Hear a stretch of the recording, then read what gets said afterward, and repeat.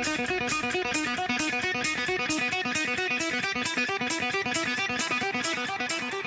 the first pick,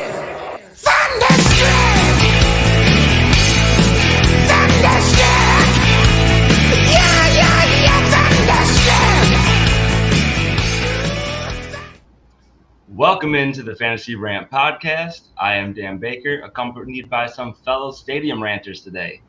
Manny, we have, is a staff writer, and he will be co-hosting the upcoming Commanders Capital podcast. And Tyler is the owner and CEO of Stadium Rant.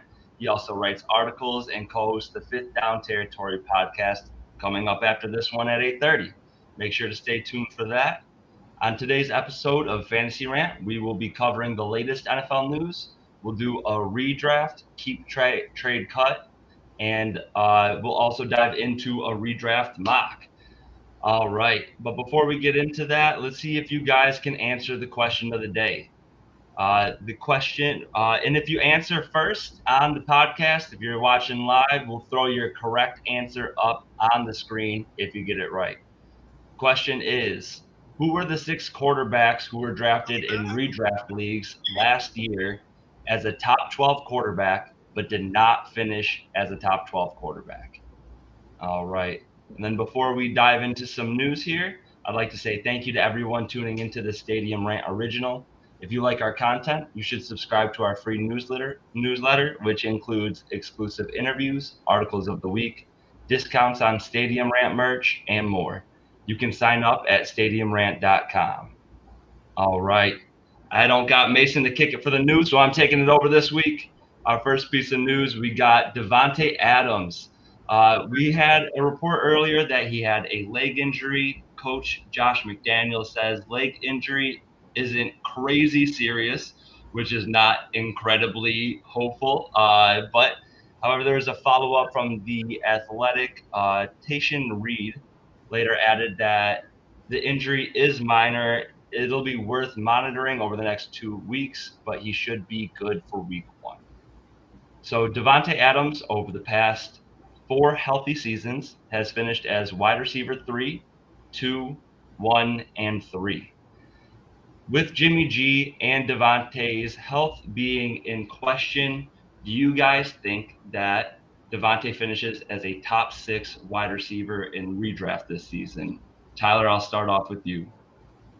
Right now, I have him finishing as 10th, as the 10th receiver right now, because I'm not a big Jimmy G guy, and I'm a Pats fan, so like, I'm sorry, but it's too far down the line. It's too many changes. The offensive line is way worse than it was in San Francisco. Jimmy G's a guy who needs his pocket.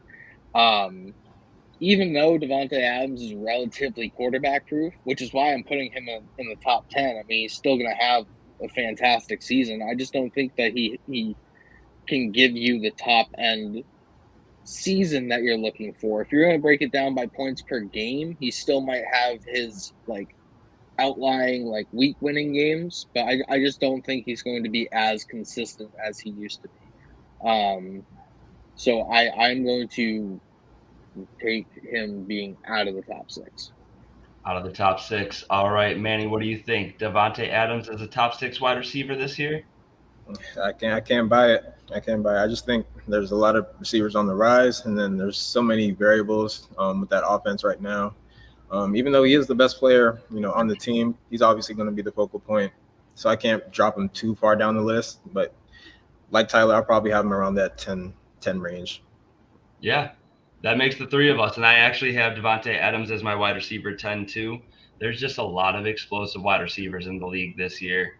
Ahead of them, I have CeeDee Lamb, Amon-Ra, Garrett Wilson, A.J. Brown, Diggs, Tyreek, Jamar, Cooper Kupp, and Justin Jefferson. It's just going to be hard for Davante, like you said, with Jimmy G leading the way and a questionable line. I just don't see it in the cards for Davante Adams this season. All right, moving on to our next piece of news. We have Zach Charbonnet. After the game, their first preseason game, Coach Pete Carroll said he looked good, didn't he? He looked really physical. Guys on the sidelines were going crazy for him. He's had a great start with us. With Charbonnet's hype continuing to build and Kenneth Walker out with a groin injury. How much of a workload do you see Zach Charbonnet receiving this season? Manny, this time we'll start off with you. I think it'll be a lot closer than a lot of people are thinking. Well, I'll say that it's trending towards probably say 60-40, Kenneth, Zach. It's just that Zach's carries and Zach's touches won't just be restricted to carries. He'll be active in the receiving game. Kenneth Walker's numbers on inside the goal line. It's I think that's where Zach is going to shine. That's where Zach's going to shine. And he'll get those touches early, and that's when the trust is going to start building, and those touches are going to be his. Tyler, what do you think? Yeah, I mean, I have them at a relatively similar rushing share. I have Kenneth Walker at 50.6, and I have Charbonnet at 36%, so 162 carries for him. I mean, and then I have him with a 5.3% target share, so around 30 targets. So it's a relatively good season for Charbonnet as a rookie. He is going to eat into the Walker hype, but I do ultimately have Walker having most of the red zone work still. Not the red zone, not the goal line work, but the red zone work, up until the 5-yard line. And I think he's a very explosive back still, so I think he gets in there and kind of takes away some of those goal line opportunities because he scores before that. I have him as my RB 21 right now. So without the Charbonnet pick, and if they waited 2 rounds and picked a Dwayne McBride type of player, good player still, but different draft capital and different evaluation towards him, right? He would be a top 10 talent in my mind because of the explosiveness. He can score on almost any play. So, but as far as Charbonnet goes, he looked really, really tough with a couple of those runs. Just head down, moving the people, bursting up, using that body strength that he has. And then he looked really fired up. And I've always said that the Seahawks needed a really good number 2 running back because of their injury history. And they typically just have 4 or 5 plotters behind that dude. They're like the Ravens. They like to be we're just going to throw a bunch of guys at it if our guy gets hurt. Now they have an actual backup plan to him, and Charbonnet is a beast. So I very well could see him being just as valuable next year to some people in fantasy circles, you know what I mean, than Kenneth Walker. So Absolutely. I definitely agree with you guys there, specifically the work inside of the red zone. Manny, you touched on it. Walker really had some bad numbers inside of the red zone in terms of converting touchdowns inside of the 10 zone. I do think Charbonnet gets that work. I think that's one of the reasons why they brought in a bigger bodied back. And then it's not that Kenneth Walker can't catch passes.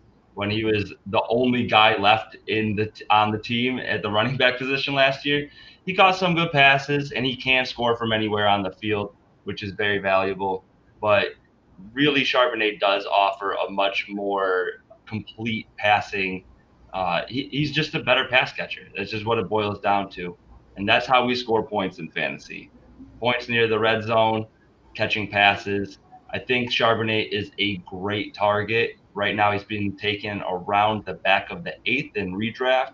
I think it's a great bet to put on, especially if you are waiting a little bit later, taking wide receivers early and need some running backs for a 0 RB approach. I think it's a great guy to target. All right, we're going to have a slew of running back news here. We have Kareem Hunt visiting with the Vikings. No contract yet, but if he does sign with the Vikings, do you think that this will dramatically affect Alexander Madison's role? Do you think he keeps the 3-down work that they've been saying he'll get all offseason? Or do you think Kareem Hunt eats into that? Tyler, we'll kick it to you. I mean, Hunt will definitely. I mean, he'll do what he's been doing for the past 2-3 seasons. Unfortunately, Kareem Hunt had one of the brightest stars in the NFL at one point, and now here we are again. He kind of seems like he's broken down, and the efficiency that he once had wasn't there last year. I know he had some injury issues, but I'm pretty sure he finished out the season healthy and didn't do all that much with his touches, although he was getting touches. So any touches that you're taking away from Alexander Madison is going to hurt his stock. I understand that he was a 1-for-1 replacement for Dalvin Cook in games that Cook missed, but like that's not to say he could do that for 17 games and keep the consistency and the rushing efficiency and the touches, like all of the work that a number one back kind of eats up. So if Kareem Hunt goes, I am definitely knocking Madison down a few spots. Right now, I have him as RB. I believe it's 26. It's 22. I have him as RB 22. So yeah, I'd probably put him at RB 29 after if that was the case. So yeah, that would definitely hurt his draft stock for me. Yeah, I completely agree. And Manny, what do you think?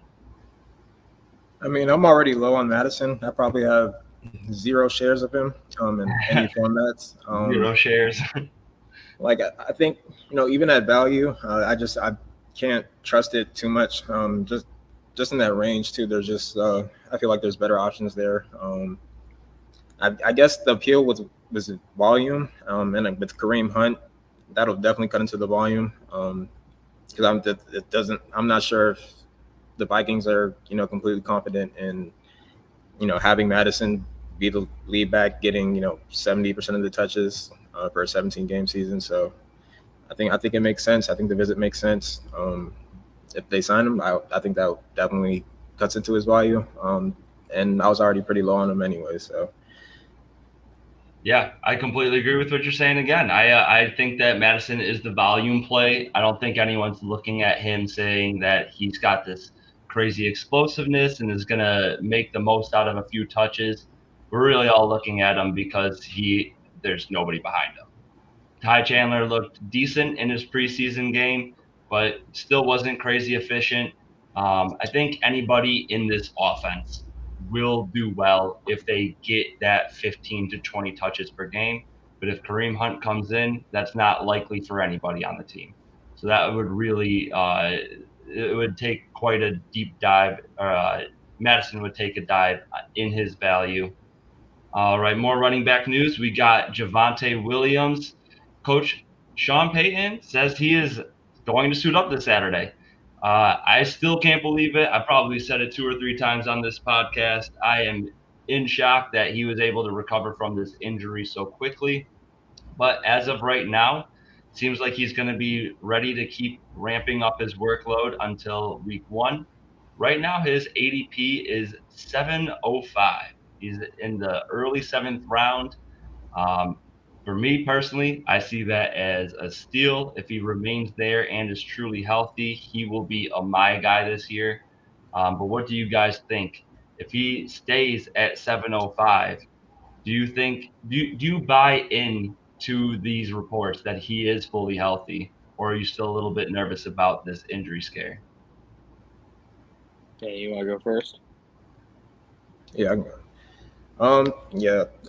Just because based on the reports, just on the timeline, usually only like freaks of nature can, come back in that timeline. And and Javonte, I think he's one of those freaks of nature.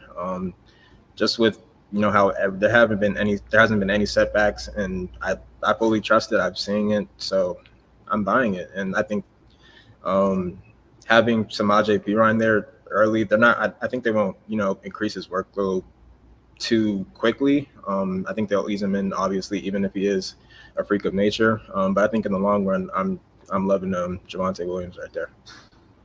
Hell yeah. So I like the value, but I'm still skeptical about all the positive nature of the reports currently. I mean, like you said, it's a freak. I like freaks of nature. Adrian Peterson, like Right. he's like Javonte's 5'10", 220. He's a beast for sure. I just don't know if I qualify him in the Adrian Peterson category until I see it with my own eyes. So the way I have it broken down, honestly, is I have him and Perine with pretty much the same target share, 8%. Perine with 8.5. I have Javonte with 51% of the rushing carries, and then P. Ryan with almost 40, so 39.7. Like, I have them very similar in touchdown percentage right now. I have Javonte with 6, P. Ryan with 3 rushing touchdowns. So if the camp hype is all real, I'm going to have to adjust these numbers a little bit, probably a couple of points on the rushing share, maybe more Javonte's side. But I don't think he gets over that 60% rushing share. So I like Javonte Williams in round 7, but I love Samaje P. Ryan in round 12 because I have him at RB 28. Like, P. Ryan got a heck of, like, he was a great receiving back last year. They're going to want to take that workload off of him, and he showed consistency when Mixon kind of wasn't playing last year. So I also think he's one of those running backs who haven't had a lot of carries put on him, and he still has that juice and the explosiveness to play in this type of offense that is going to target the running back quite a lot. I completely agree with you there. I do think that Samaje is still a great value. Last year, the Denver Broncos were 4th in the league in terms of targeting their running back. I do think that's a little bit due to the craziness that was a Nathaniel Hackett offense. I think that Sean Payton's going to have them up and running a little bit more smoother. They have 3 solid wide receivers in Sutton, Judy, and Mims now. And then on top of it, they got Dulcich. So I don't think either of these running backs, like you said, 8% target share roughly for each of them. Yeah. Which that's about I think that's where about it will fall. Last year they were 22.6 to the running back. So if those two get 16, 17% of that, that sounds about right to me. And that's just going to be icing on the cake because a Sean Payton offense, one thing it always does well is run the ball well. They're always top in the league in terms of yardage, in terms of running back touchdowns. So I really think that both of them will have some great value this year. And contrary to Evan's belief, you've spoken about this before, he thinks anyone who took Samaje P. Ryan is crazy. I think he's still a great value, both in redraft and dynasty. All right, well, even more running back news. Sorry, just one last thing. You can't take P. Ryan in like the 8th round. Then it's not a value. The whole point of it is watching him fall and getting the value then. So yeah, and I see your point. He should continue to fall even further now. The more healthy Javonte news we get, especially if he looks good in this preseason game, everyone's going to be like Samaje who, you know. So exactly. he'll continue to be a value in drafts. And Sean Payton always uses 2 running backs. There's always been another guy, whether it's been Kamara and Ingram, Kamara and Murray. So I think that it really is going to be a solid pick to get later in drafts and maybe even grab them both. Both of them are solid values right now. Good insurance if you grab Javonte and are worried about the injury risk. You can grab Samaje in the 10th or 11th round. All right, moving on, we have Kenneth Gainwell. There is reports coming out that he is the number 1 running back, above Swift, above Penny, obviously above Boston Scott. But what do you guys think about these rumors? Do you really see Kenneth Gainwell as the RB1, or do you still think you'll be drafting DeAndre Swift and Penny above him? So do you want to go first? Do you want me to go first? No, I was just going to kick it to you. All right, word. So basically, with that, I'm kind of staying off Swift unless I have him on a dynasty roster already. Redraft, I'm probably going to stay off of him. Penny, I'm probably going to stay off of him because they're going too high on ADP. I mean, with Nick Sirianni, I'm pretty sure he has a Kenny Gainwell jersey. Like, I'm pretty sure like he literally rocks that at the press conferences. The guy loves Kenny Gainwell, and Gainwell is a really, really, really good prospect coming out of college. So I am in on this, and he's the cheapest one of them all. So he's the one that I would typically be picking up. So on top of that, though, and like double-edged sword, is not going to have an outstanding RB1 situation. Jalen Hurts is going to take a lot of that rushing, like red zone offense, and in his RPO game. And like, I think both of the wide receivers there are going to be elite touchdown scorers this year. So, and then you have a full season of Dallas Goedert.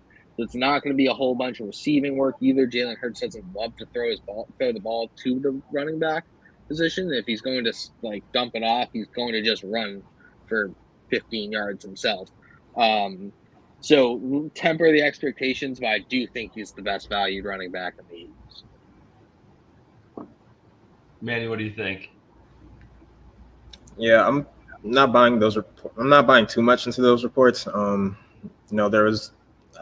There's obviously a reason that both the players that weren't here last year were the ones that are playing now, and obviously the players that were already familiar in the system and kind of already have their place in the offense, they get the preseason off pretty much.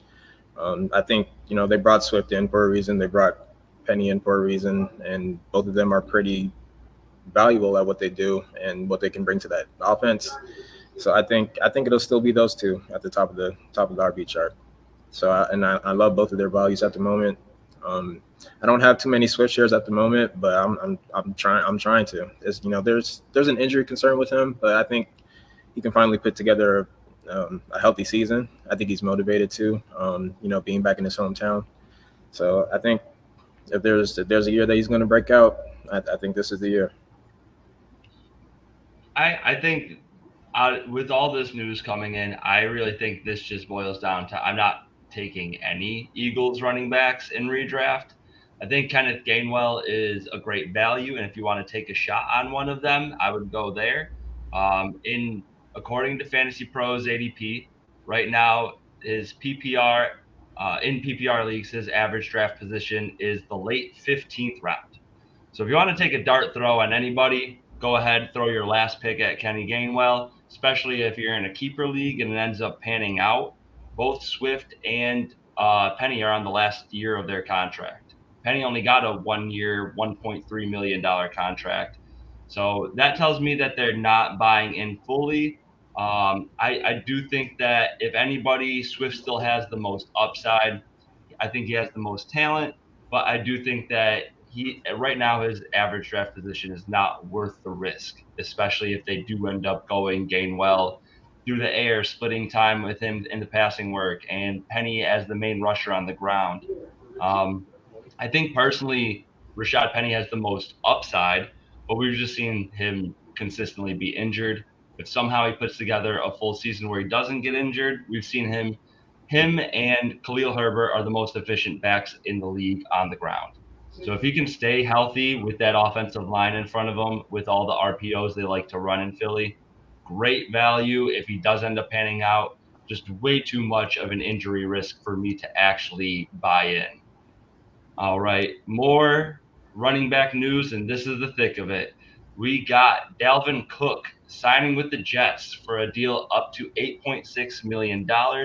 It is just a 1-year deal, so all you dynasty heads fretting out there, relax. You got some time after this one. But right now, Dalvin Cook, he is still nursing the shoulder injury. He got the surgery back in February. Isn't 100% yet, isn't practicing yet. Breece Hall, on the other hand, just started practicing again today. He was removed from the PUP. He is practicing again today, and Breece Hall himself said that he is confident that he will be able to start week 1. Manny, we'll kick it to you first. Do you think that Breece Hall will be ready in week 1? And B, with Breece Hall or with Dalvin Cook signing, where is the earliest you are comfortable taking Breece Hall in redraft leagues? Well, I think based on the timeline and based on the recent reports, I'll say he's on track to be ready for week 1. I don't know if he'll have his mid-season workload right away.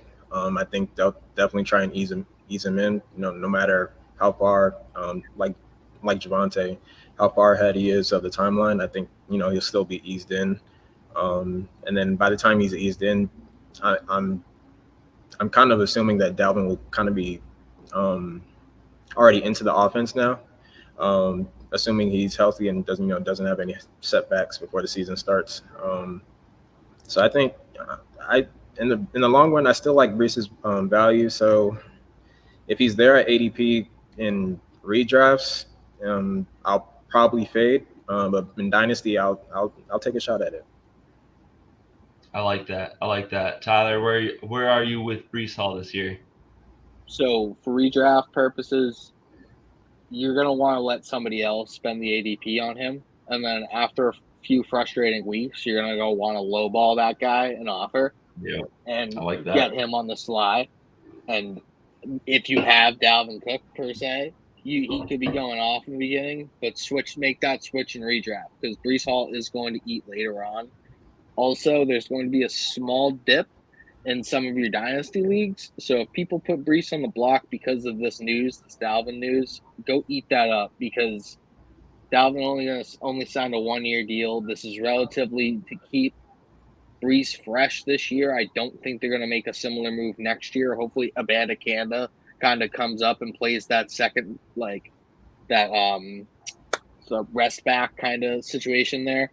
So, but yeah, for redraft purposes, I'm probably going to stay away from both of those players in my draft and look and see how things go throughout the season and target them in a trade.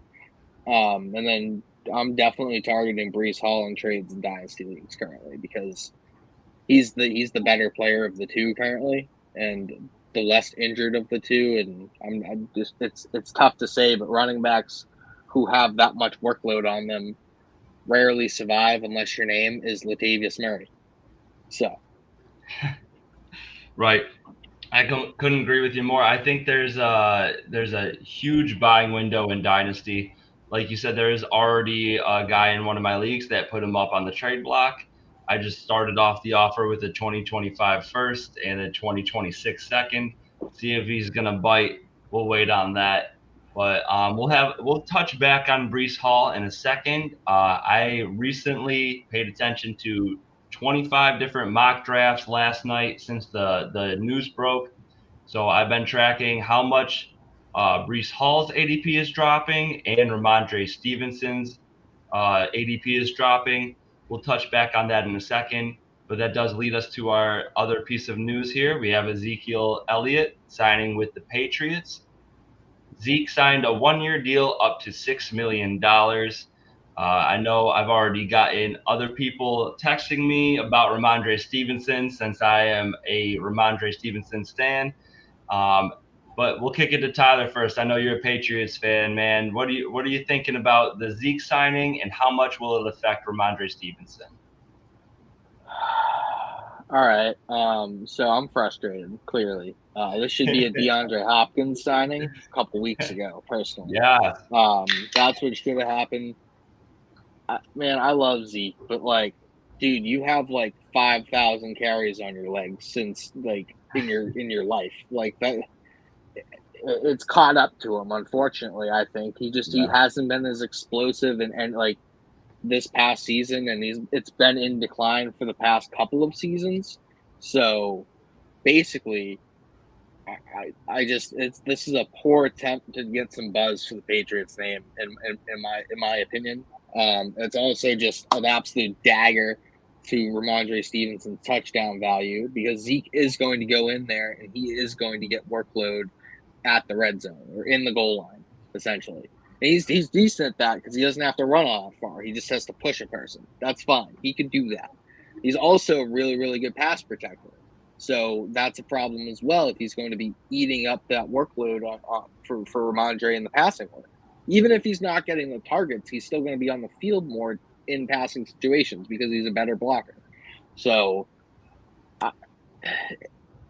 it's not the same as Damian Harris being there because Damian Harris wasn't as good of a blocker.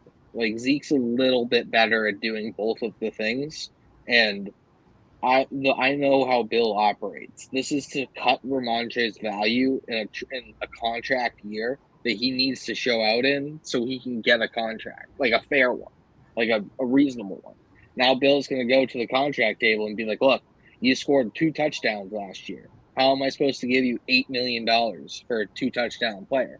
And he's going to look at him and be like, that's because you kept sending in Zeke on the freaking 1 yard line after I keep running the ball all over the place. So I'm frustrated. They gave him $4 million with the $3 million base and a $1 million signing bonus. Damian Harris got 1.6 from the Bills. Like, you couldn't have done that and then go sign D-Hop? Or That's a pretty fair point. Dalvin got 8.6. You couldn't just muscle it up for the better player? Like, come on. Sorry, a little frustrated. No, Woo! Understandable. this is perfect, man. I love that we got you on this show for this. And you brought up a lot of great points. The whole pass protecting and the way that Bill operates too. I completely agree with that. Manny, and what do you think Zeke will do for the Patriots, and how will he affect Rhamondre Stevenson's value this season? I'm probably buying as many shares as I can of Rhamondre right now because I'm not sure why people are overreacting too much. I do think, that that Zeke is going to get a little bit. He's going to be on the field a little bit more than Damian Harris was. But I still think that his primary mission is going to be that goal line back.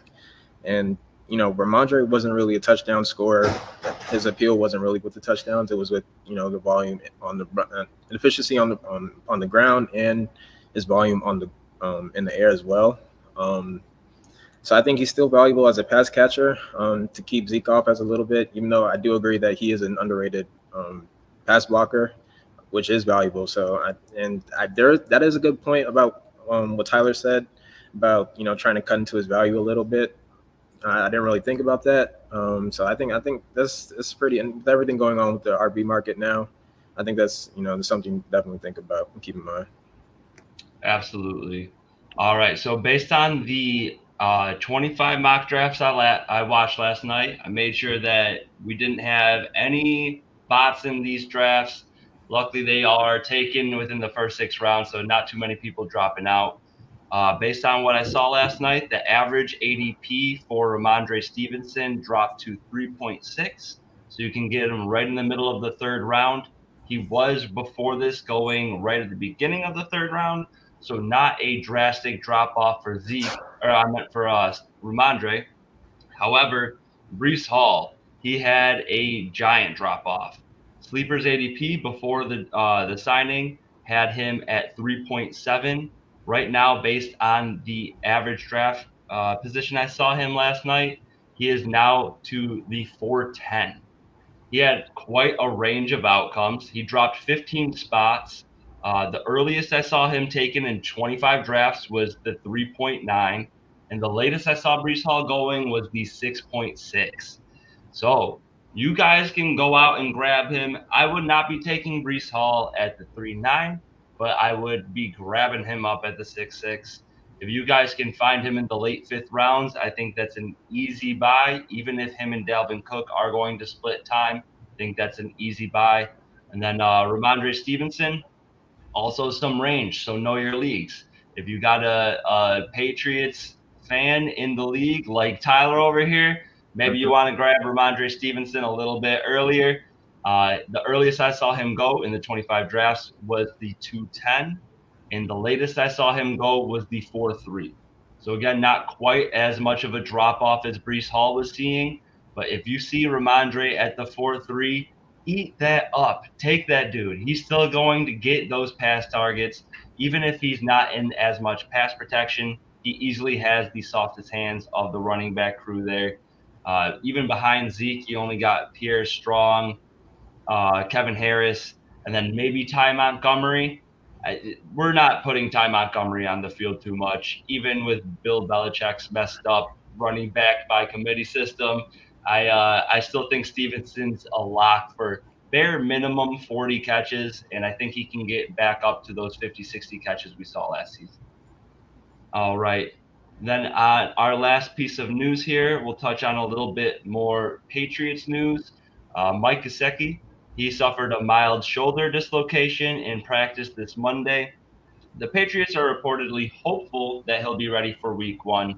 But with the little Mike Gesicki news that's been coming out of Patriots camp and Hunter Henry still there, Do you guys think that Hunter Henry is actually a sneaky value this year in redraft and maybe in dynasty leagues? Man, you can go first on that. I feel like if he drops far enough in value, then I might take a shot at him. But I feel like at that point, I'm not really looking to draft him. But I'll probably still paid just because I don't think even if there is Gesicki does take a little longer to get back. I'm not too sure that Henry will still be a feature in the offense. And because when Gesicki gets back too, it's going to be hard to get rid of his value as well. So it's kind of rough. I'll probably still fade. Yeah, I'm definitely fading Hunter Henry. He doesn't give me enough catch after the run. He doesn't get enough yak. He's not a big yak guy anymore. He's just a big catch the ball and fall down type of guy. The offense is not going to give anybody the chance to be fantasy dominant. Especially now since Zeke there, it's like not even really all that safe to draft Rhamondre, like we were just talking about. I had Gesicki as probably the best pass catcher out of the group here. I'm with an 0.4 target share, 60 targets, 40 receptions, almost 600 yards, and 5 touchdowns. All that equates to is tight end 18. So it's just like, yuck. I mean, there was good things happening in training camp from a real football perspective, and what he can do in the red zone is legit, and it will help Mac Jones if he's on the field. Don't love this injury. It's taking away reps. It's taking away chemistry building. So it's just another typical offseason for the Patriots without Tom Brady. I'll disagree on this one. I do think that Hunter Henry offers some upside. I'm not taking him in any redraft leagues, but I do think that he can have some sneaky value if you want to go grab him on a dynasty roster. If maybe you're thinking about him as a DFS play. I know that the Patriots, especially with the wide receiver core they have right now, I don't think that they're going to run too many 3 wide receiver personnel sets. I could see them going into 12 personnel a decent amount of the time with those 2 tight ends, with Hunter Henry being the main inline blocker. I think they're going to run the ball frequently, utilize some play action, and I think that will leave some opportunities for Hunter Henry. I do agree he's not the athletic tight end that you target, that you want as your tight end 1 that can take a quick dump off and make it into a 20, 30-yard catch. He's not a seam ripper, but he's a big body, and the Patriots don't have too many big bodies on their team. So even if he just gets it done in the red zone like he has in the past, I could see him easily ending up with about 6 to 8 touchdowns this year. Just might want to try to pick your opportunity well, see where you can grab him. All right. We don't even have to comment on this, but Evan would kill me if I didn't friggin' bring up Justin Ross. Justin Ross carted off the field in practice today. You know what? Screw you, Evan. Eat it. All right, we're going to move on to our Keep Trade Cut segment here. We'll try to keep it brief so we can dive into our mock draft pretty soon here. Just a brief answer here. Who do you guys have? We're going to keep one, trade one, cut one. This is a redraft edition. We'll start off with the quarterbacks. We have Dak Prescott, Deshaun Watson, and Tua Tagovailoa. They are going pretty much back-to-back as far as QB ADP goes. All right, Manny, who would you keep, trade, and cut? I would keep Tua. I do like his – I think, last season he showed what he could do in that offense with Mike McDaniel and with those weapons in front of him. It's just too hard to ignore. The numbers are there. The proof is there. He just has to stay healthy. Trade, I would probably trade Deshaun. I do think, he'll probably have another good preseason game if he plays. I think he is playing. But with another good preseason game, I think his value will increase, especially in dynasty leagues. So I think he might have the most value outside of Tua. So That's pretty much why I would go with that. And then I would cut Dak. Tyler, what do you think? I would definitely keep Dak. I think there's a lot of bad taste in people's mouths for 15 interceptions last year. And you're a Commanders fan, so hey, there's a little bit of bias there. There might be. So I'm definitely gonna keep Dak. I think Brandon Cooks added to this offense is a really, really understated part of this team. He's gonna be able to stretch the field. He's gonna be able to get CeeDee Lamb in the inside where he could dominate people. I think that 15 interceptions is really, really bothering other people. If he's been a career 5 interception type of guy. That's an outlier season. That's not the norm. He was also still recovering mentally from twisting his ankle the other way, opposite of his body. So this is his second year removed from that. I think the Cowboys as a whole are one of those teams that can't deal with the hype. Essentially, they can't deal with the hype. They don't have any hype this year. Everybody's cutting Dak Prescott. You know what I mean? So yeah, I'd keep Dak. I would trade Watson as well. I don't know if he's ever going to get back to the top 5 form that we've seen. But if you can get somebody to buy that and get the value for that, by all means, snatch that up. And then lastly, I would cut Tua only because of health and injury potential, because the brain stuff that really worries me. The concussions, just his slider frame. The NFL has a lot of giant dudes throwing tons of weight around, and it's just one slip up. I get that could happen for anybody, but he has a history now of geeking out. Unfortunately, I don't like to do it like that, but there's no other way to he just hasn't been healthy fully, So he's the biggest risk to me out of the 4 there, or the 3 there. I'm sorry. Yeah, definitely. I personally, I'm gonna keep Deshaun. Call it a homer pick. I'm a Browns fan, but he just offers the most upside in the rushing game. I do think that Deshaun, he's going to step it up as a passer. I do believe in Amari Cooper, Elijah Moore, Donovan Peoples-Jones is still underrated. I think Cedric Tillman can step up into a larger role. And then we still got a very athletic tight end in David Njoku. So I think between those 5 passing options, we will definitely be passing the ball a little bit more frequently. But people still have to respect the run game. Everybody knows Nick Chubb's that dude. So with that combination, I could definitely see us incorporating a little bit more run-pass option. I could see people biting on the play action a little bit more. And I don't think that Deshaun's going to face too many scenarios unless we're in a long yard where they're just dropping guys back. You got to respect that we could still run it on 3rd and 5, go a draw. There's those options there. So I like Deshaun as my keep. I'd personally take Tua as my key or my trade.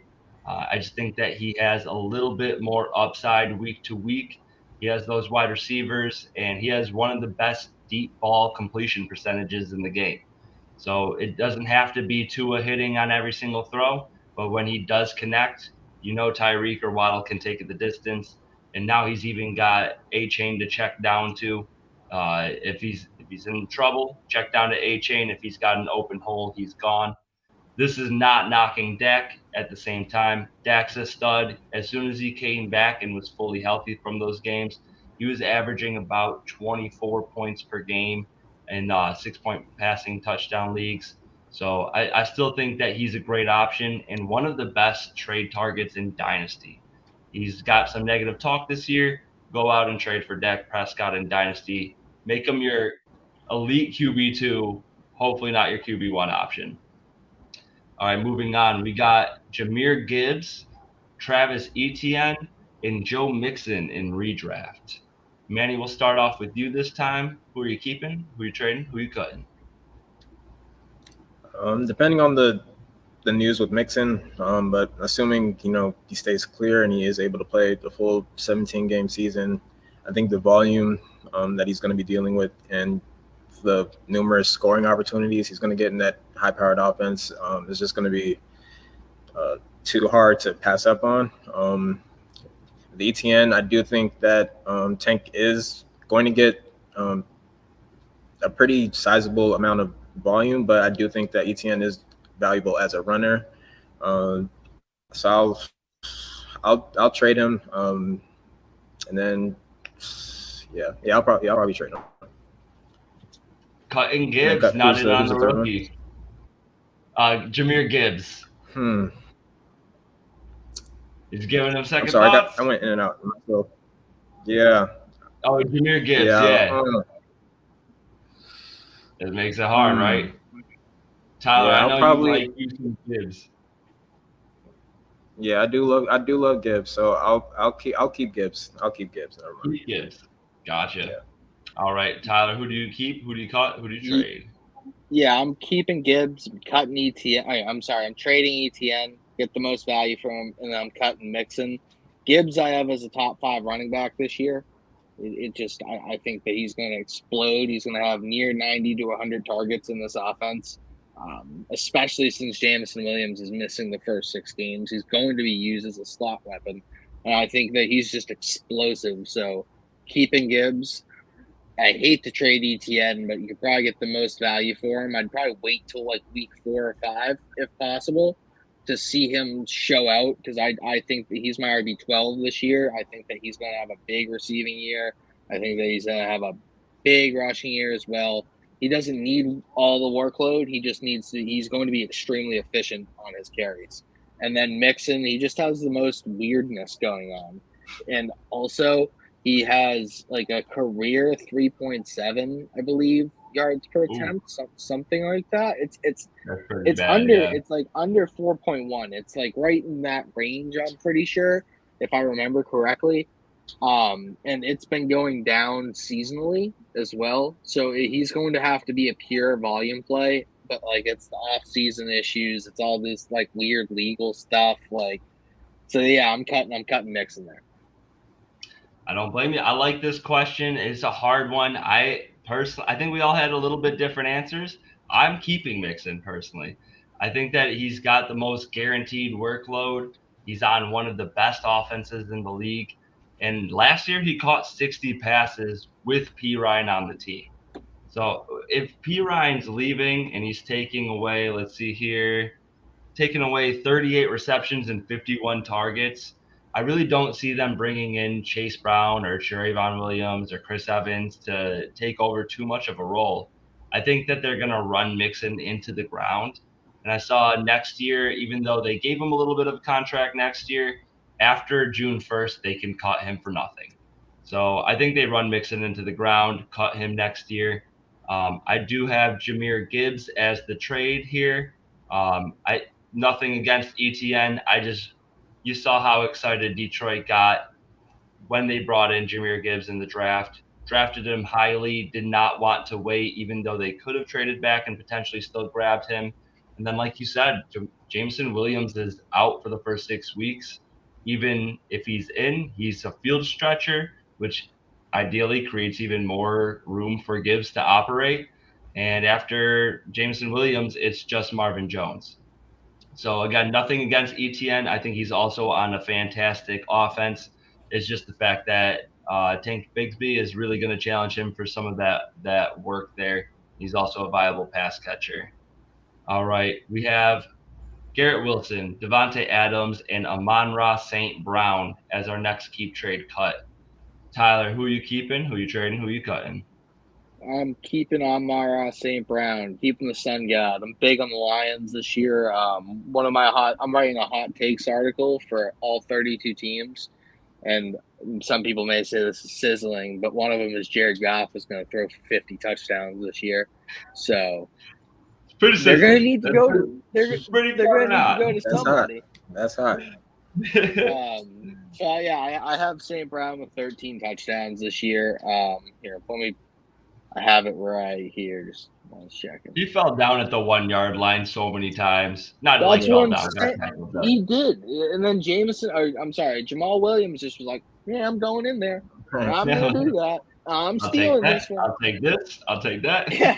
He's like, I'm going to take a real nice payday from all these. Thanks, Amon-Ra, for going down on the 8-yard line. So, yeah, I have him with 168 targets, 121 receptions, 1,368 receiving yards, 13 touchdowns for an absolute beast of a year. Wide receiver 3 overall for me this year. I'm going to keep him. I'm going to trade Garrett Wilson because I think that the hype around him is where St. Brown's going to finish. I originally had Wilson a little higher than St. Brown. I went back, retooled a couple of things. I think the Dalvin Cook news is also a little bit of a detriment to his touchdown numbers. So, yeah, I'm trading Garrett Wilson there. And then Devontae Adams, we kind of talked about it earlier in the show. I'm just not that, he's going to be a great receiver, top 10 guy. I can't justify taking such a high pick on him. If he starts to fall because of this type of news, then that's where I'm in on him. But right now, if I have the 3 and I had to cut one, it would be Adams. Really quick, I'll jump in because you summarized everything I was going to say.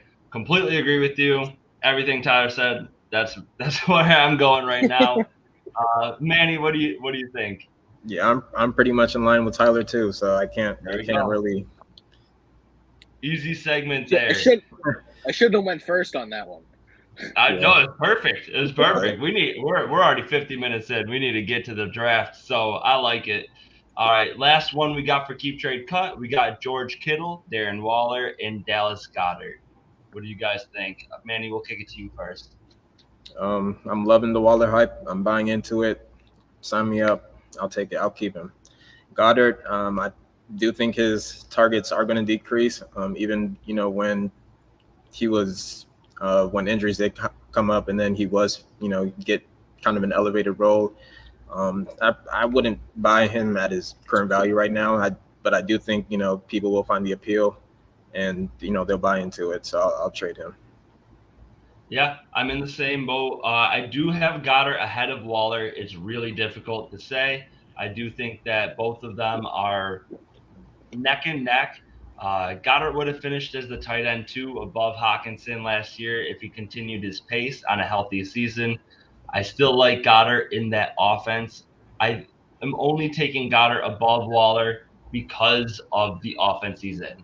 I think Philly's just going to have so much more scoring opportunities. In a PPR league, though, it will be close. In a tight end premium league, I would probably lean Waller with that extra whatever you get for points per catch. He's going to be a target monster. But I'll take Goddard with a little bit more upside here just in the offense he's in. And it sounds like we're both cutting Kittle. Tyler, just a refresher, it's George Kittle, Darren Waller, and Dallas Goedert for the last Keep Trade Cut. So, yeah, I'm in line with you guys on Waller. I have him with 125 targets, give or take. I have him with 11 touchdowns. I have him being a beast. I actually have him as my tight end 2 overall this year. So I'm keeping Waller. I'm trading Goddard on all the hype that you just said. The reason I'm on the opposite side of the thing, because Waller is the prime alpha target there. That's who he steps into. And on Philly, Devonta Smith and A.J. Brown they're too good. They're just going to demand targets. That's fair enough. And then Kittle is it's too crowded of an offense, not going to be all that pass heavy and injury history. So injury history already popping up right now. Difficult to see that this early in the season. All right. So let's get into it. We got our redraft mock draft coming up right now. We have Manny in the 7 slot, Tyler in the 9 slot, and myself in the 11. Let's see who we can snipe from each other, boys. All right, and just a reminder to everybody watching, this is a redraft league. It's full PPR. We have 2 wide receivers, 2 flex. Everything's pretty standard here. Let us know in the comments if you would like to see a different kind of redraft mock going forward. Well, let's get into it. Jefferson, McCaffrey, Chase, Eck, Kelsey, Cup, leaving him with Tyreek, Diggs, Robinson, Barkley. What kind of The strategy computer did does it he wrong. start off with? I The usually computer messed up and took up Justin Jefferson instead of Jamar Chase. They made a mistake. I usually don't go running back first round. But when Bijan is right there, I can't ignore it. I made an article earlier in this year that I think he finishes as RB1. It's trending towards that. But we'll see. I'm buying into it. Already? You're already going to snipe me. I'm in the first round. He's my RB2 overall. Like, God. I like it. This guy I like over it. here. We're all in on All right. Bijan this season. I also got him as my RB2. This dude's going to be a freak. Dude, yeah. Let me just pop over to my other projections here because I'm gonna do this. I'm gonna do this whole draft based on my projections and like just to see where it lands and what type of team I have because it's a mock. So not that I typically do this, but I have Stephon Diggs as my wide receiver 3 or 4 overall, right behind Amon-Ra St. Brown. So that's what I'm gonna do right there. I like that. So right now, you know what? Sorry guys, I got this as a 3 wide receiver league. We're gonna go and fix the settings real quick here. Drop that 2 wide receiver, 2 flex. All right, we're back at it. I am gonna take Nick Chubb. I just think this offense is taking a true step forward, and that was it. Wow, Mahomes that early. This is why we need to fill in this draft. I will take in CeeDee Lamb. I was confident I'd either get Lamb or Amon-Ra St. Brown or A.J. Brown at wide receiver, where Chubb is a clear teardrop for me. Oh, man, the computer just did it to me, too. It sniped Amon-Ra for me. So I'm going to go ahead and I thought that he would fall. That's kind of beat. Kind of tough on my part. Yeah. Cooper Kupp went 6th overall. That's kind of tough. So I'm going to go ahead and take Garrett Wilson and stack those wide receivers in the AFC East. He is my wide receiver 7 overall. So, Nice. yeah, that would be the best available player for me right now. Yeah, it's going to be hard for him not to see so many targets. I don't have great faith in Lazard, Corey Davis, Mecole Hardman. I don't see Garrett Wilson finishing the season with anything less than 140 targets bare minimum. Oh, yeah. Yeah. It'll be interesting. We all got a little bit different strategy here. Well, I guess depending on what Manny goes with. All right. Looks like they left me with Waddle and Ola, which I'm both high on. I'll probably have to go with Waddle here. I just won because I already have a bye week 11 with Bijan, so I'm a bye week fearer, so I'm buying into that strategy this year. Bye week purist. Yeah. I was gonna say it's very interesting because I honestly have never looked into bye weeks. If they happen to stack up, in my mind, great. Now I lose 1 week, but I bring my strongest lineup more times of the year, and if they happen to stagger, that's fine too. But before we dive into the rest of this draft, Tyler, you got a word for us? Yeah, so Sportsmanlike Misconduct is running a creators league. The draft is going to be live streamed this Friday. Let me check and see what the time is here. I should know it offhand, but of course I don't. It's going to be 6 p.m. Pacific time, so 9 p.m. Eastern Standard Time. Stadium Rant, Fantasy Football RPG Podcast, the Fantasy Football Mad Scientist, and more creators are going to be a part of this Sportsmanlike Misconduct Creators Draft, Creators League. We're going to be making a bunch of content based off this draft and this league. So hopefully we make some side bets, get some, fun punishments going on, little stuff like that. Yeah. We'll be making it real interesting over the course of the year. So definitely tune into that live draft, talk some shit to us, tell us we're doing it wrong. We'll tell you we're doing it right. We'll see who's right at the end of the year, right? That's right, man. I'm pumped for that league. This is going to be a ton of fun. Yeah, man. We got it all going here. All right. Back to you, Manny, with the 3-7. You started off hot with Robinson and Waddle. Who's going to be your pick in the 3rd round? This is tough. I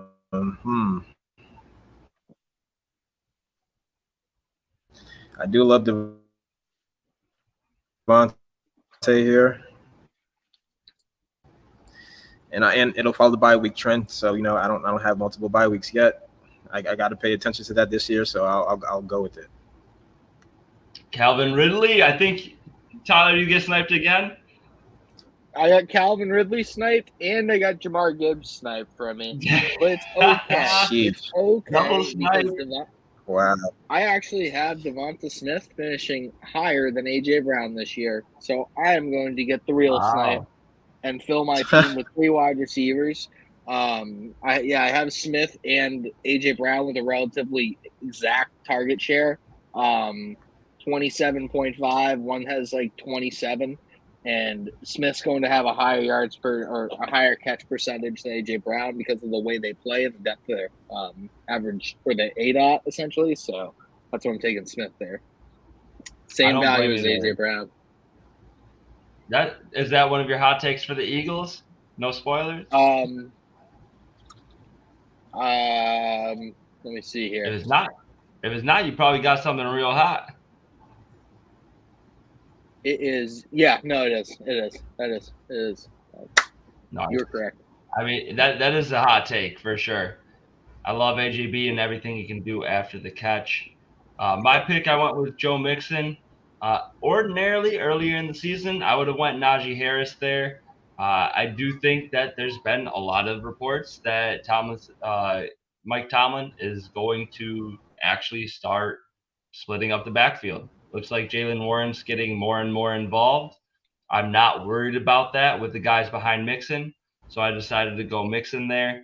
And then with CeeDee Lamb, a nice pairing for him, I think, is Amari Cooper. Amari Cooper, wide receiver 8 last season in redraft. I do have Nick Chubb and Amari Cooper, but I do think that the Browns are going to be a high-scoring offense this year, and Deshaun Watson's a nice late-round target in redraft. So I'm looking to get that stack unless one of these boys snipe me. All right.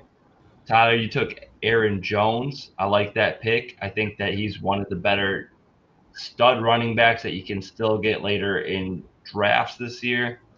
Pairing with those 3 wide receivers, that's going to be a hard first 4 to beat. Yeah, I mean, I have Aaron Jones as my RB7 overall. So, yeah, I think he's going to get tons of work. He's going to be that consistent dude catching passes. So, great way for I can already see the polls, man. I can already see the Twitter polls coming up. All Tyler. Twitter polls love these heavy wide receiver starts, and you got a hell of a 3 to start it. Aaron Jones is very solid. Let's see what has he finished here? We got Aaron Jones finishing RB 9, 10, 5, 2 over the last 4 seasons. And they're not going to start running the ball less with a first-time starter under the helm. So I like that pick. Going in Manny's shout out here. He's got an impressive little wide receiving core over here mixed with Bijan Robinson. I'm not all that thrilled that you got Bijan. I would have rather I was just thinking we went in the opposite direction, but still ended up with a stud 3 wide receivers. I won't call it a homer pick because I love me some Terry McLaurin. I do think that he's still going to have a clear edge above Jahan Dotson. And even if they finish close to each other, it being just a 1-2 punch in Washington with Eric Bieniemy running the show, that's an offense that I want a part of. So I like those picks there. The computer's going to snipe me on Jerry Jeudy. Oh, sorry, Manny. I keep talking when you're about to talk. That's my fault.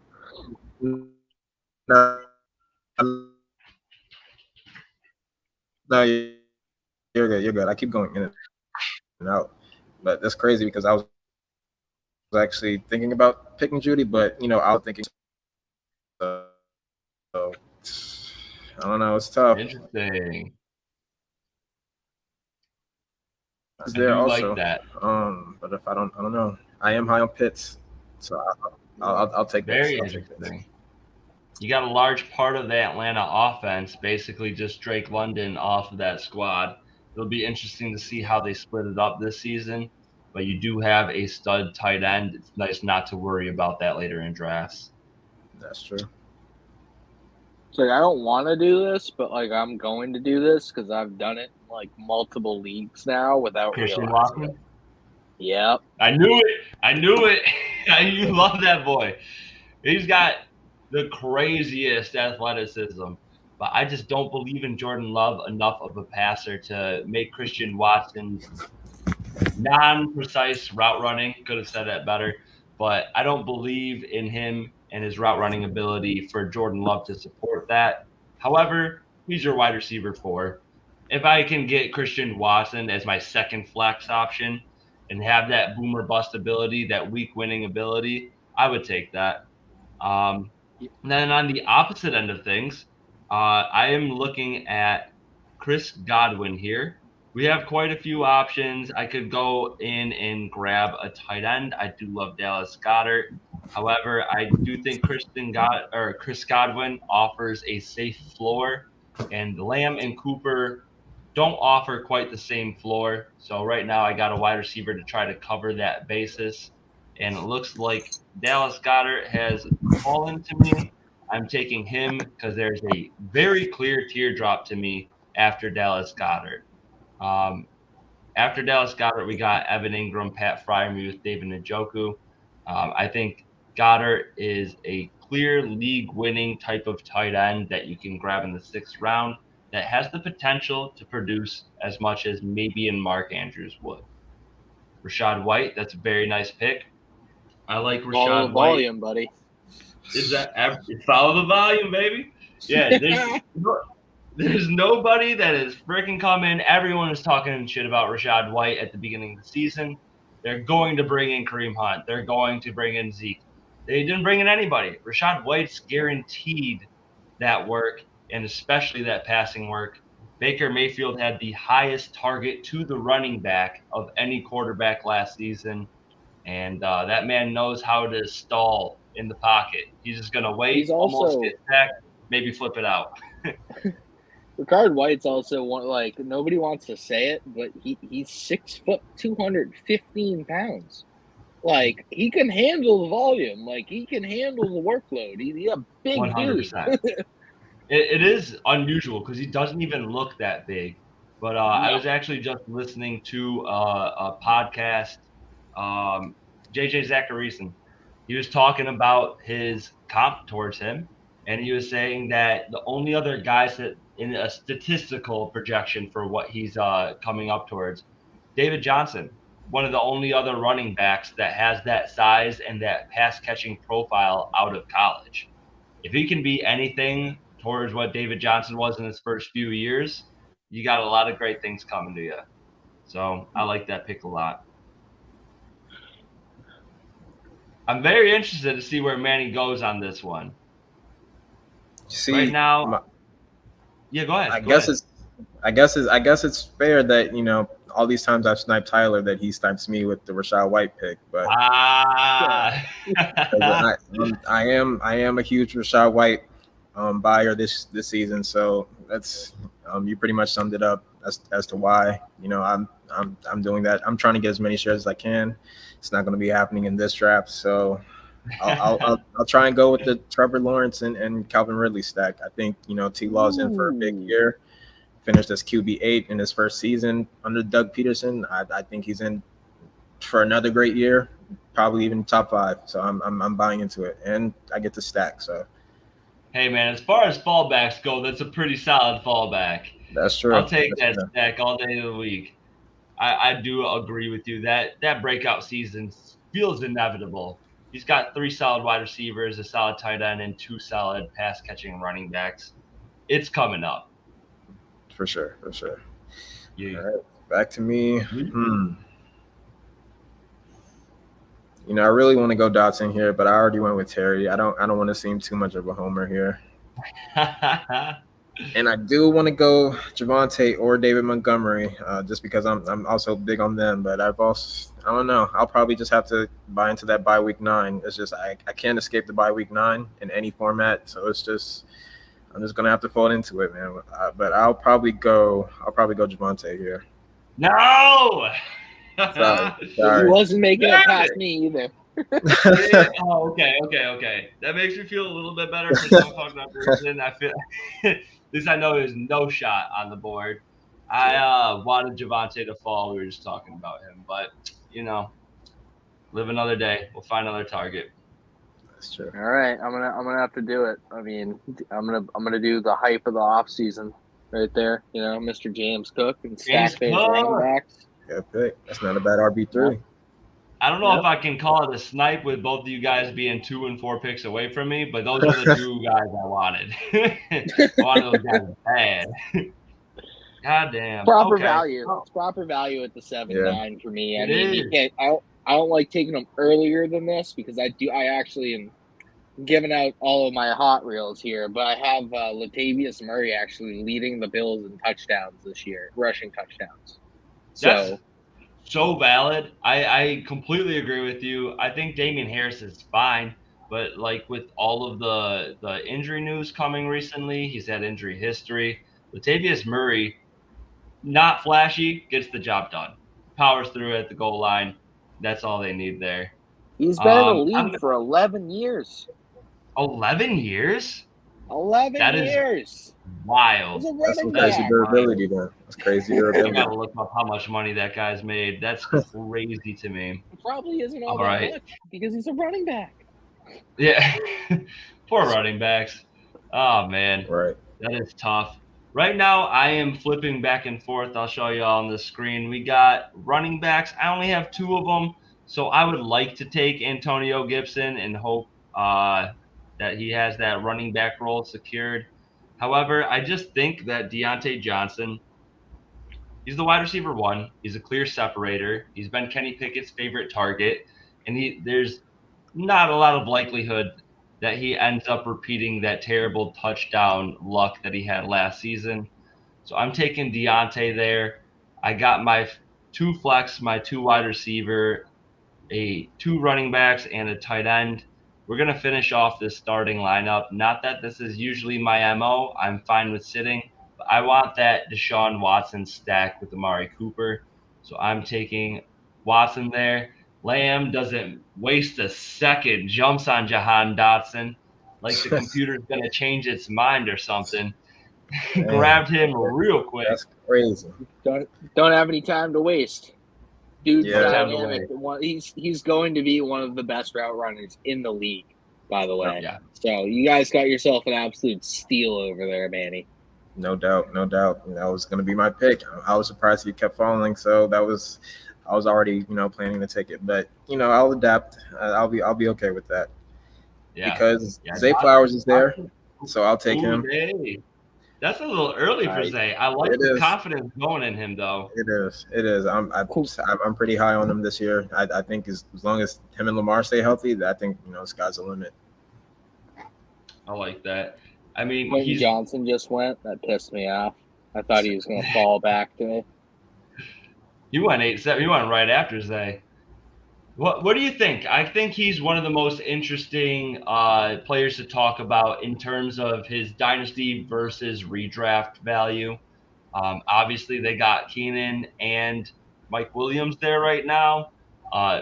Technically, Joshua Palmer's listed ahead of him in the depth chart. I know that's not going to stay true. But right now, Quentin Johnston would be my 107 in rookie mocks. However, I like Zay Flowers and Jordan Addison more than him this year in redraft. What do you think about that, Tyler? He is my highest rated rookie or highest ranked rookie this year for wide receivers. Okay. I have him with about 14 more points than Zay Flowers.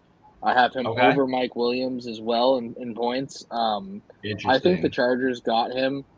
So basically the target share breaks down. Keenan Allen 18.5, Mike Williams 17, Quentin Johnston 15, Josh Palmer 14, then Austin Eckler with 14, and then Gerald Everett with 10. I mean, there's a bunch of other guys who have a couple of here and there. Right. But also think that Johnson gets a 7% rushing share, so they're going to use him a lot on like end arounds and like design carries for 31 rush attempts. So I have him for 2 more rushing touchdowns. So I have Allen, wide receiver 32. I have Johnson, wide receiver 35, and then Williams, wide receiver. I'm sorry, switch that. Williams 35 and Johnson 34. That's how I have that broken down pretty much. I like that though.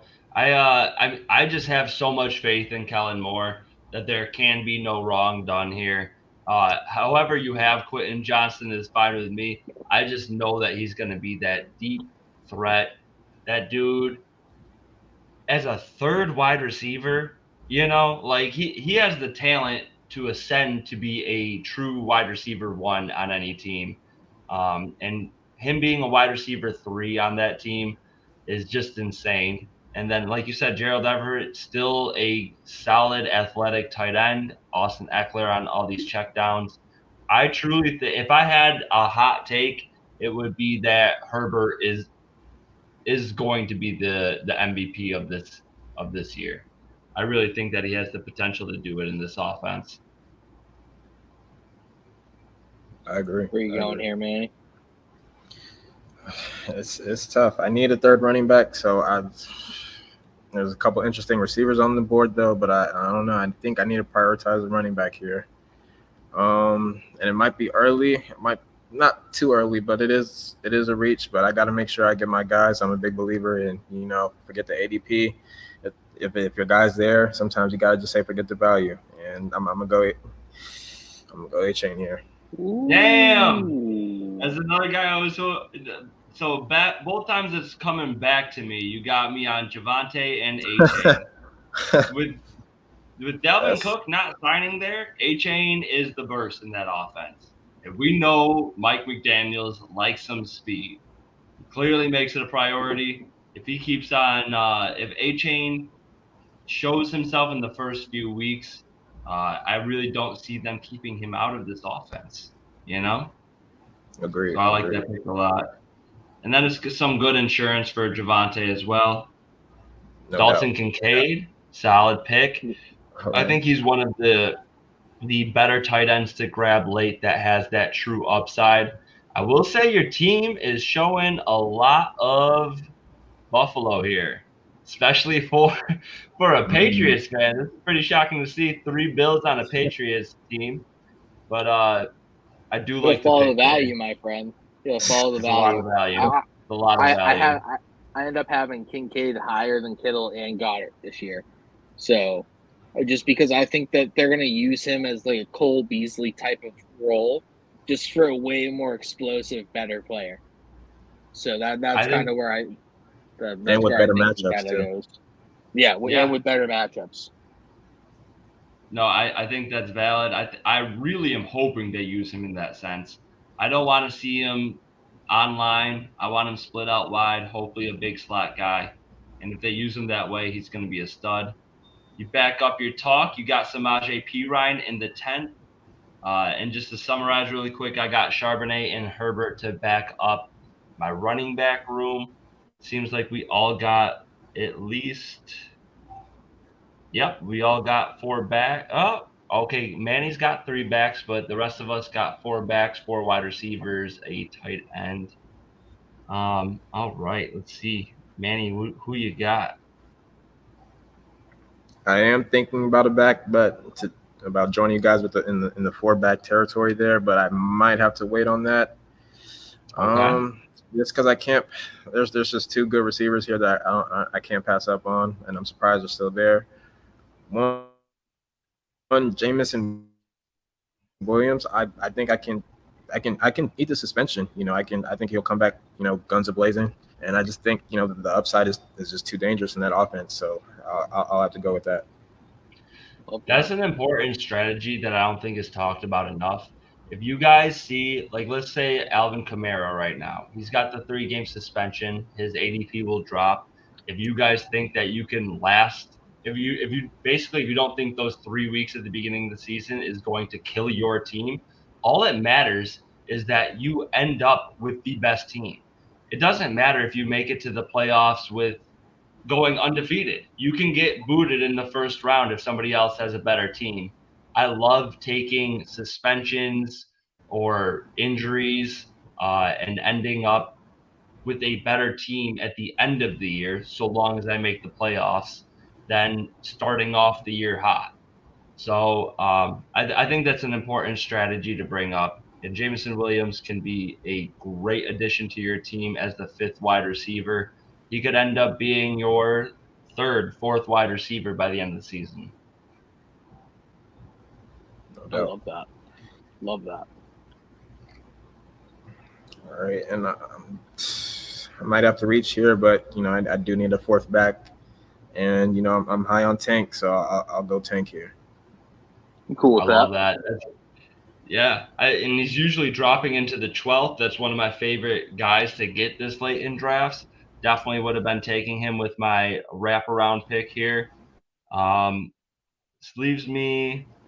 I need a wide receiver here. Let's see, who do we got as best available? So this guy's going to have some boomer bust weeks for sure. But when we're looking for our bench wide receivers, we're looking for upside. I do think that Darnell Mooney, despite the lack of volume, which goes against my whole brand here, but without the lack of volume, he can still get those deep passing touchdowns. He's incredibly fast. Justin Fields has a great deep ball, and people will be respecting the run game. And then instead of going and grabbing Devin A-Chain, I'm going to grab the older version of him. I'm going to take Raheem Mostert here. Again, an easy guy to cut if you want to move on from him early on in the season. But let's say A-Chain isn't ready for that production at the beginning of the season. They want to rely on the vet. Basically got the same guy in an older, more injury-prone body. So I'd much rather have A-Chain, but this late in the draft, not a bad 5th running back to pick up here. Yeah, I love both of those picks there. I'm pretty high on Mooney. I mean, not like rankings wise, but player wise, Right. I think he's a tremendous player, and I think the addition of DJ Moore takes a lot off his plate and let him do his thing in field stretch. Love the boomer bust aspect of that. Both players really. Mostert's another one because he's got wheels when he plays, so that works really well for him. So what I'm gonna do here is I'm gonna do something I don't normally do. I'm gonna stack Jared Goff and Sam Laporta for double rookie tight ends. Wow.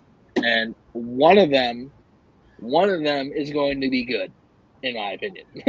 They both should be good based on what they're drafted for and what their team needs are, but one of them will be able to get me through the season. I hear what you're saying. The rookie tight end isn't generally the strategy, but I hear you. I feel like this tight end class could be the one to buck that trend. Both very athletic, both needed on their team. Obviously, Kincaid has the Dawson Knox competition. Laporta doesn't have that competition, but the Bills need a wide receiver too.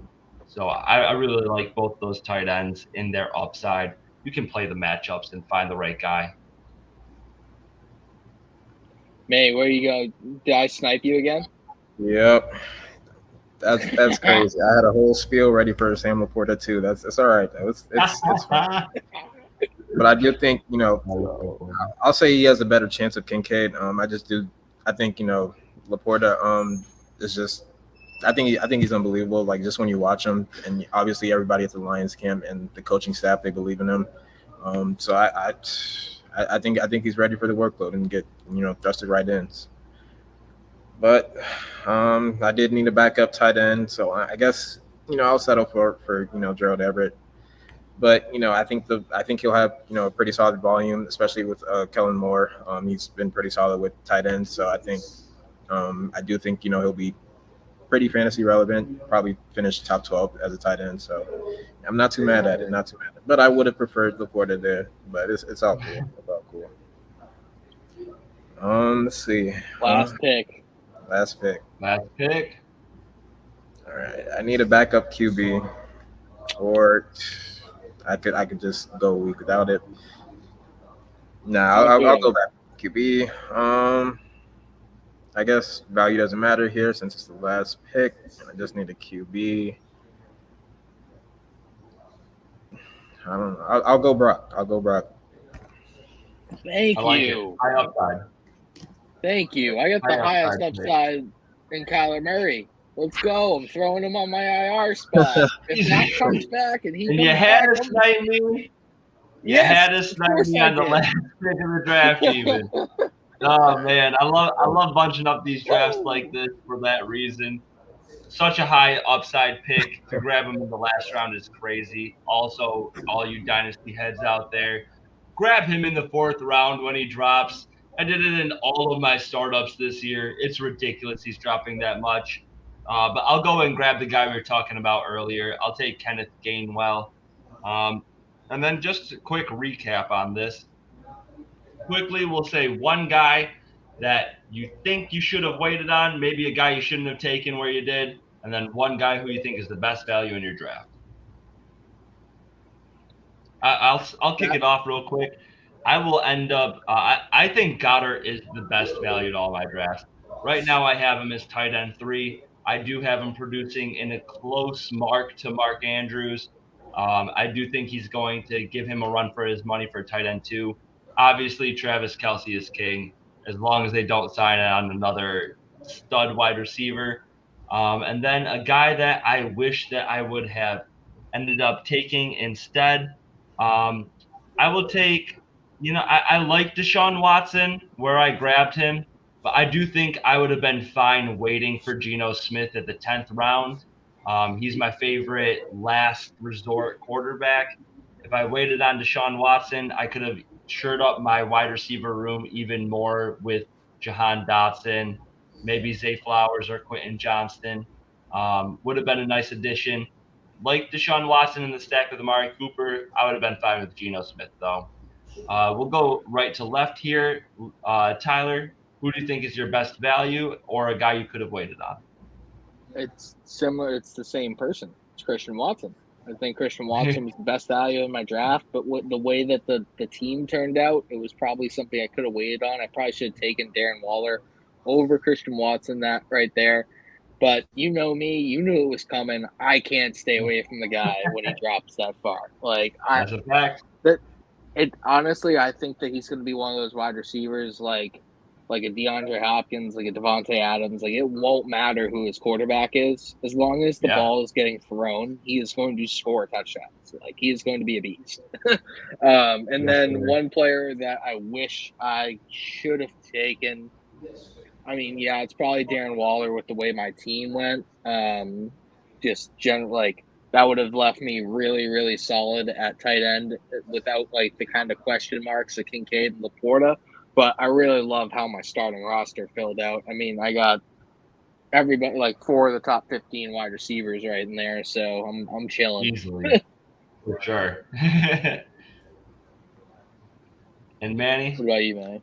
So for me, I'll probably I regretted it as soon as I picked it, but the Brock pick was terrible.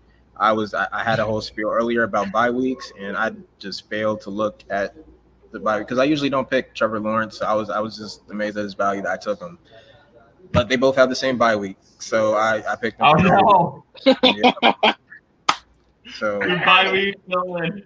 That's too funny. The bye week bonus gets hit by the bye weeks. Oh no! That is so funny, man. All right, so really quick, just to wrap it up here, the question of the day was, who are the 6 quarterbacks who were drafted in the redraft league last year as the top 12 quarterbacks, but did not finish as a top 12 quarterback? I did not see a correct answer in the live chat.